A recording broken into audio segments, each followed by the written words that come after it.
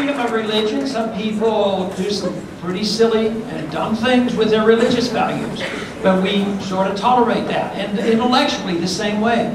But when it comes to what people smoke and drink and eat, the government has to put their seal of approval on it. And then lo and behold, they come along and they think, they've decided, you know, in 1937, that the worst thing any individual could do in this country would be to continue to smoke marijuana. Now, I don't approve intellectually of all the things people think and write about or what they do in religion. And I certainly don't approve of a lot of things personally, of how people spend their money, gambling, and use of drugs and all this. I can condemn it and raise my kids a certain way. But there's a basic principle here. That you take the idea of marijuana. Up until 1937, it was permissible in this country. The federal government then decided to make it illegal.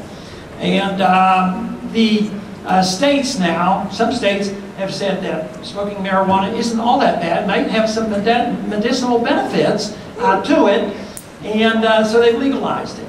So there's two things going on here. One, the personal choice issue. Do you have the right to decide what you should smoke and drink? But the other issue is, should the states have the right to regulate? If they've legalized something over, you know, to make that point, why is it that the federal government can come in, override all the state laws, and put people in prison for doing these things, even if they have never committed a violent crime? Those laws are not very valid.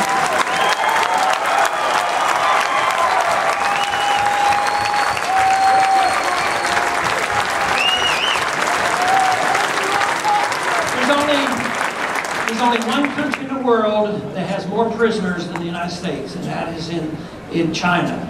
I would say it's not that we're bad people. I would say that we probably just have too many laws.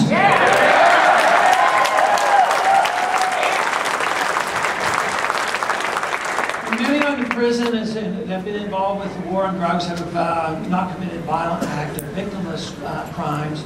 And it costs a lot of money to keep them in prison. Sometimes in some states, individuals who have committed violent acts, rapists and murderers, are getting out under so many years. And if an individual has been involved in non-violent crimes with drugs, can get a mandatory life sentence. Our country doesn't, I mean, we're not making any sense whatsoever. It's kind of changed.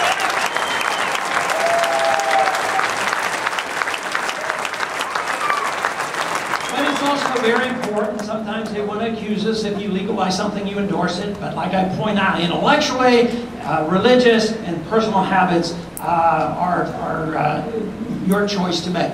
But once they get this idea that they can regulate everything we put into our mouths, then they regulate also things like vitamins and nutritional products. And that is what's coming too. Guess who wants to regulate it? The drug companies with the WTO. They want to tell us who can buy and sell and regulate nutritional products and all our vitamins. So that we do not need. The other day I mentioned in one crowd, which I generally don't mention this, but on this subject I brought this up and I was surprised with the reaction, is that I introduced a piece of legislation to allow individuals to transport and drink raw milk if they wanted to.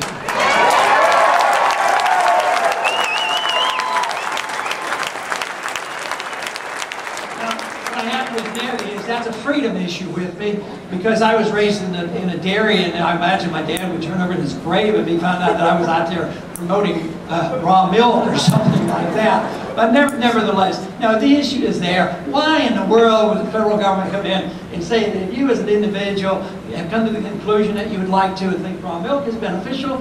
Those decisions should be your own, not the government. But we are inundated with thousands and thousands of pages of regulations.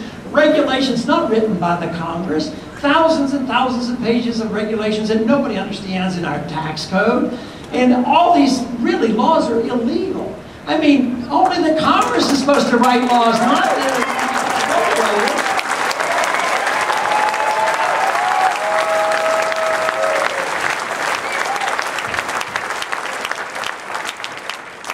So my advice is, let's keep working at this. Let's refine the arguments and the understanding of what liberty is. I've made an attempt to bring all these ideas together with the new book that has just come out, the Revolution, a manifesto, hopefully brings people together, know and understand the issues. I was told many years ago by a favorite individual of mine, Leonard Reed, who ran the Foundation for Economic Education. He says, your first responsibility, and he points to me, is to learn the issues and understand them.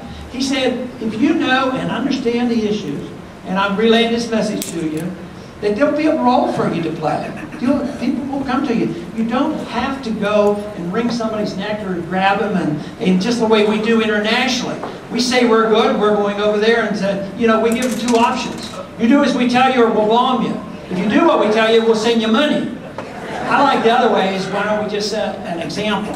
And that's what we should do as individuals. Know and understand how we can defend sound money and the Constitution, property rights, voluntary contracts, why contracts, social contracts, and economic contracts are exactly the same. Morally, we have two obligations. That is, never hurt anybody, never steal their property, and always do what we tell people to do. If people don't fulfill their promises and their contracts, and they don't respect other people's lives and property, it doesn't work very well. But those aren't very complicated rules. It's pretty simple. It's sort of the golden rule of politics. And internationally, it's a golden rule. When you think about what we do in other countries, and I frequently will bring this up, is how would we feel? How would we feel if China came here? They look different from us. They have different religions. They have a different political system. They might want to protect their oil in the Gulf of Mexico. And they might want to put some military bases, if they were powerful enough, on our land. How would we feel about that? We'd be annoyed. I claim there would be no division among us, Republicans and the Democrats, Independents. We'd all strongly believe in the Second Amendment, and we'd do what we could to get rid of them.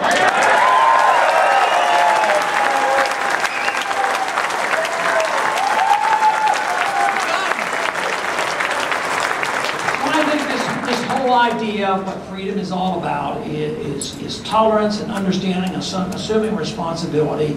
It's been available to us. We've had a taste of it. We've tested it. It's been fantastic. We've been drifting, though. We've drifted for the last 100 years away from those principles, and financially, especially since 1971, we have drifted toward a gigantic increase in the size of our government, internationally as well as domestically. But the good news is it's all coming to an end. The challenge is what is it going to be replaced with? If we have our way, which I am going to continue to work for and struggle for, we are going to restore this greatness of our country and restore liberty to America. Thank you very much.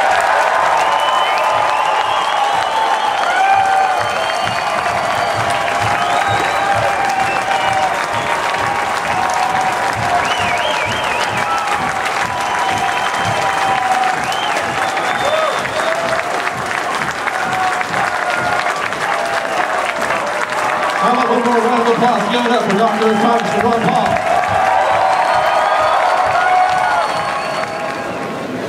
Good evening, Dr. Paul. I'm Diane Helget. Thank you for coming to Montana. Would you please address the healthcare issue and the dilemma that it's in?